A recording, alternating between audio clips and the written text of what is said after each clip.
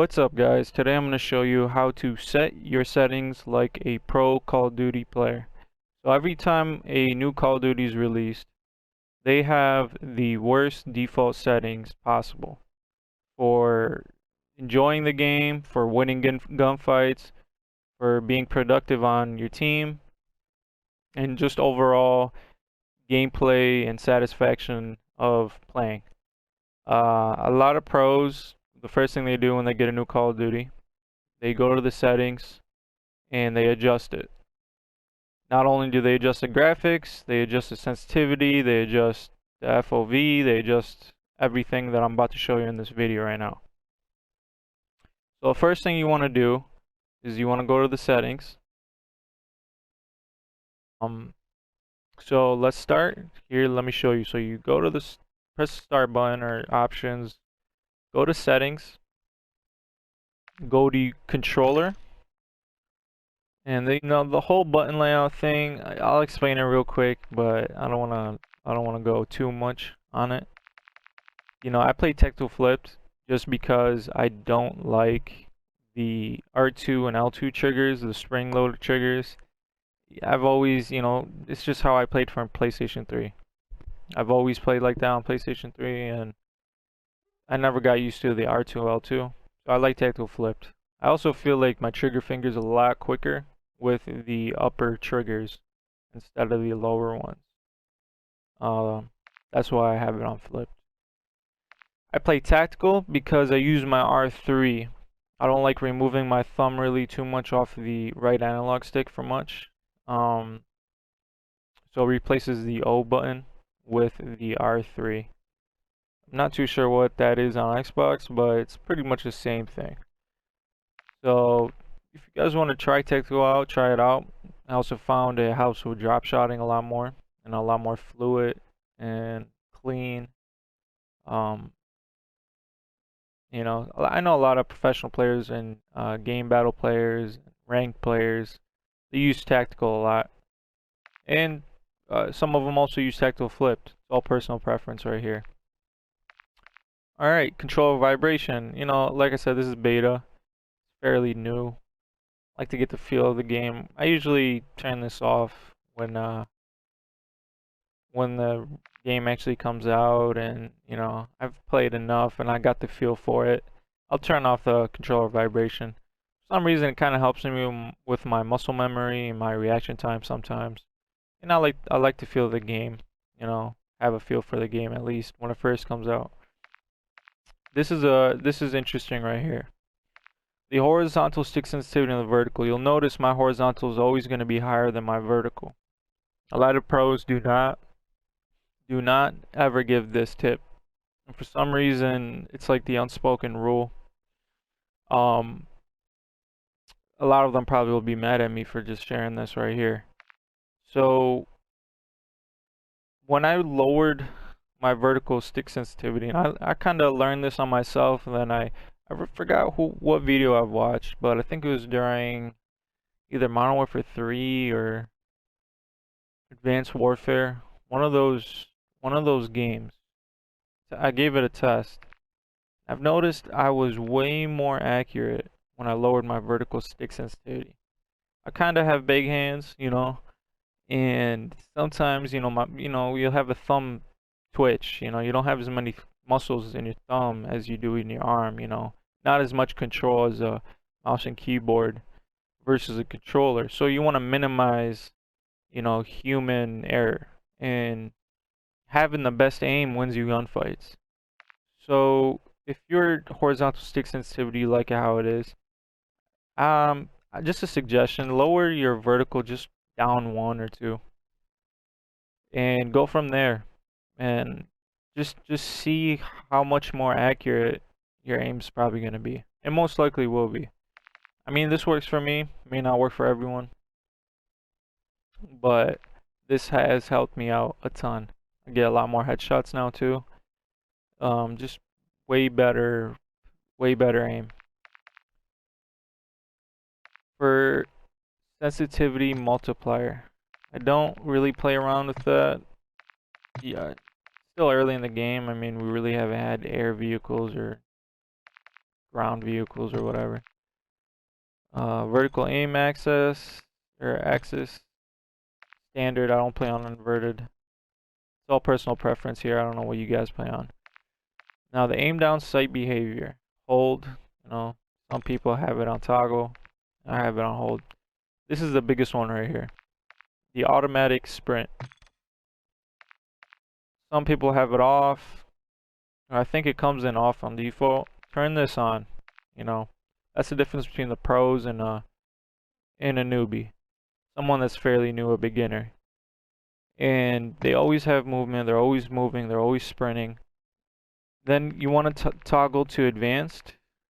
On the top, you see controller. Go to advanced. The target aim assist. This is a big one. Have this on. When the game comes out, on the private match it comes in, I'm going to show you guys a really cool trick to warm up and how pros warm up. But for now, have this on. Aim assist, I'll explain these really quickly. I may make another video explaining this. Precision is for quick scoping.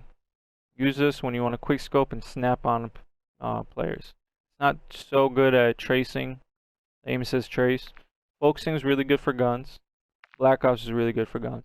I usually rotate between these two. Give it a try. Give Black Ops a try. Give focusing a try. If you're using guns. The curve type. So I'm going to explain this really quickly. Standard curve type is for beginners, intermediate, and even pro players. What that does is your analog stick doesn't go, it's a gradual increase with how much you move it. Linear is you move it a little bit or a lot of it. Your analog stick is moving the same speed from left to right, your turn speed. Dynamic is the fine mix between standard and linear.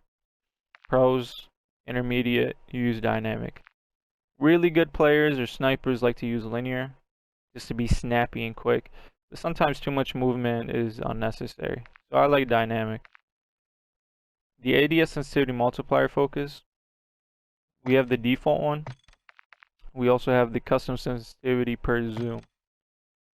Turn this on. This is all going to be at 1.0. I suggest turning your ADS sensitivity multiplier to at least 0.7 for the low zoom. 0.8, 0.7. It's going to be a big jump from 1 to 0.7, but I promise you, your aim is going to feel a lot more like locked in. You're going to do a lot better. Just trust me on this. I think this is what's the difference between the pros and just a normal player. They always find a way to have either high sensitivity and low zoom when they're aimed in, or very versatile. They find a nice balance between the two. Huge difference. I left these on 1 because at higher zooms you lose pixels. At close quarters you have short room for error. You sometimes need to adjust very quickly. So I left these on default. Default's quick enough for me. The 2x, 3x, it's like having a reflex sight or having a 2x zoom or a 3x zoom sight. 0.7 for now. Again, this is just a beta. It's fairly new. Right now I'm rocking mainly iron sights on a lot of guns. I'm not a fan of the glitchiness in this game with the sights right now, so no. I just pretty much messed with the low zoom. Left everything at 1. The dead zones, if you have a left analog or a right analog that's a little old or worn, your controller drifts to the left or right, you can adjust this. This is going to be different for everyone. I haven't really played with mine.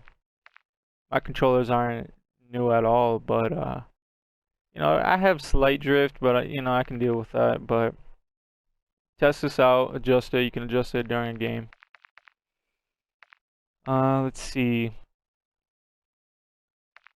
I really didn't play with anything here.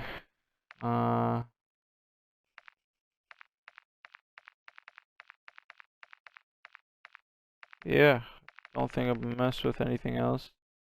Make sure your automatic tactical sprint is on. Right here. So back out of the controller, we're done there. Go to graphics. This is where the game changes. This This right here is the gold. So world motion blur, turn this off, turn this off. Film grain, especially if you're on older gen. New gen 2, PC, all of it, turn this off. You don't need a grainy, pixelated game, you know. It's just ridiculous. This game came with like 50 default or 100 default. I regretted even buying this game. But once I turned this down, it was a lot better. Turn the depth of field off. You don't need that peripheral blur. It's a game. You guys want the advantage. You guys want to see people, whether you're locked on or you're not, Fidelity cast, turn this on. Why? Because, especially for the older gen and the new gen, but the older gen especially, the graphics aren't the best. But when you turn this on, there's a slight comparison between next gen and old gen. Actually, some YouTuber made a video of it where the P4 and the P5, there isn't much of a difference when it comes to the graphics. There really isn't, But if you have this on, that's when you decrease that room of, disadvantages, I guess you could say. Turn this on. Just turn it on. Have it on 80 default. You'll see a big difference in the graphics. It's going to be a lot cleaner, a lot better, a lot nicer. This is one of the most important things, and I think one of the last things that I'm going to go over, the field of view. I put it on affected for now. I also did wide because I don't want the weapon taking up all my screen. It explains right here what wide does and what narrow does. The weapon looks smaller. I like that. Affected, field of view settings only applies to low levels. I like that. Independent. I might change this up. I'm not too sure yet. Field of view 120. So far this is doing good anyways. Field of view 120. It's gonna be at like 80 or 100. Yeah, you can't. If you're playing 80, someone else is playing 120. You're already outgunned. Okay. You're gonna look like you have a lot less recoil 120. Your mind's gonna adjust better. You're gonna see more. You're gonna be on top of it. So 120, save yourself a hassle. Affected, wide, try those out. Third person field of view, you can change that too. I had it on 80, but I think I'm gonna change it on 120. 90 is the highest. Show more. Okay. That's pretty cool. Brightness. A lot of people mess up on this, surprisingly. Make sure you can barely see that. I have it on 52 for me. It's going to be a little different for everyone, but you want to range around 52. Safe area, have this maxed out. And yeah, audio. Forgot about that. So I have it on headphones. I don't like the bass boost soundbar. I have earphones, headphones. Master volume 100, music volume 0. You don't need to be listening to music when someone's creeping up on you. Dialogue volume is 100. Effects 100. Hit marker volume 100. I might change the hit marker volume. Maybe it'd be a huge difference. Because when I'm shooting someone, I can probably hear someone else creeping up on me. That's something to sleep on. I'm gonna play around with this. Let's see. Voice chat volume 50. Microphone volume 100. Yeah, that's it. Hope you guys enjoy. Try these out. Let me know how it is. Like, share, comment down below. I'll see you next time, guys. Peace.